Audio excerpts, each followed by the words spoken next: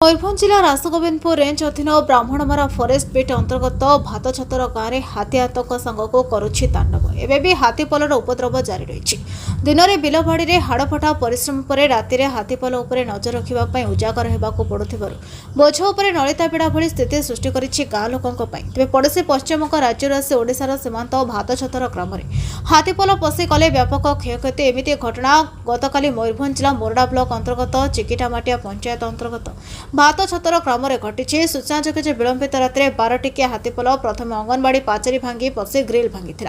भातछतर ग्राम भीतर को प्रवेश करथिला। हाथीपल प्रथमे बुधराय हांसदाक घर भांगिबा सह प्रचंड गर्जन करथिला। परे बुधरायଙ୍କ पड़ोशी मंडल हांसदाक घर भीतर एक हाथी छुआ खाद्य आशारे पशि जाइथिला। मात्र छुआ हाथीटी न बाहरिबारु हाथी छुआ को उद्धार पाई हाथीपल घर भांगिबाको लागिला। तेबे मंडलଙ୍କ घर भीतर स्त्री कल्पना सहित 10 वर्षर पुओ शोइथिबा बेले घरर सामना पटु हाथीपल आक्रमण करथिबा जानि पारि कल्पना पुओ लक्ष्मण को नहीं पछ कबाट दे घर भीतर बाहरी पाख पड़ोशी घर को पळाइथिले। पर मंडलଙ୍କ घर चारिपटे समस्त हाथीपल घेरी घर को भंगारुजा आरंभ करथिले। दूर में कल्पना सब देखि भयभीत अवस्था लुचि रही है। एवं से ग्रामर जनक घर बारे व्यापक कदली गछ भांगी नष्ट कर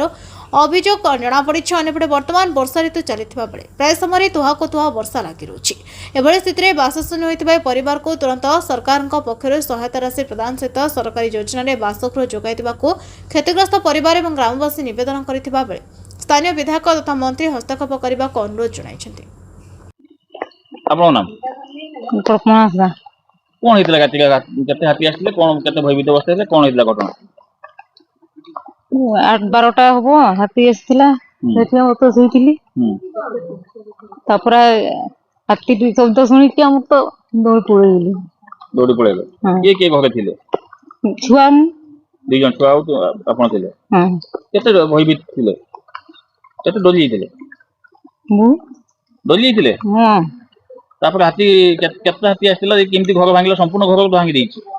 हां सब एठी भांगला तापर हम तो से पटे देकी पळी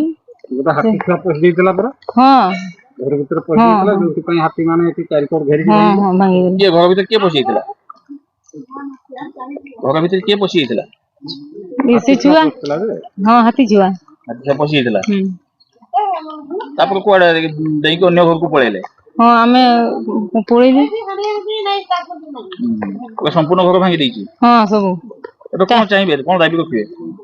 हमर तो चावल भी नहीं सब खाई शेष कर देछि हमर डुप्टी किछि नै सरकार सहायता पाइलोनी टंका पाइलोनी सरकार आवेदन करिछो हां काली देखि कि जाइछि आपन नाम हां सीता किसको या सीता हंसदा कोन एति गाती कोन घटना घटी हां ते 10-12टा हाथी पसिथिला त हम तो घरे सोइथिले जाय पालेनी मो थिले मो जात्रा छुआ गोटे थिला आ मो भासो थिला सेते सोइथिला मो डाकी पालेनी थरा डाकी थिले से ओडानी त सेते त मो घरटा भांगी देला आ किसो करे घरे मो पळीली से पट भी हाथी अछि तापर से घरटा भांगला आ गोटे घर से पटे हमको दौड़ी पळीले सेते बेले घर लोक भी बाहर नथिला त सब भांगी देकी ये कर देला नष्ट कर देला केते भयभीत अवस्था के थिले केते डोली थिले हां डरी थिले आ किसो काबा कोन कहथुरा आ किसो करबा तो सरकारी सहायता किछि पाइलेनी आवेदन करचंती हां आसीथिला रे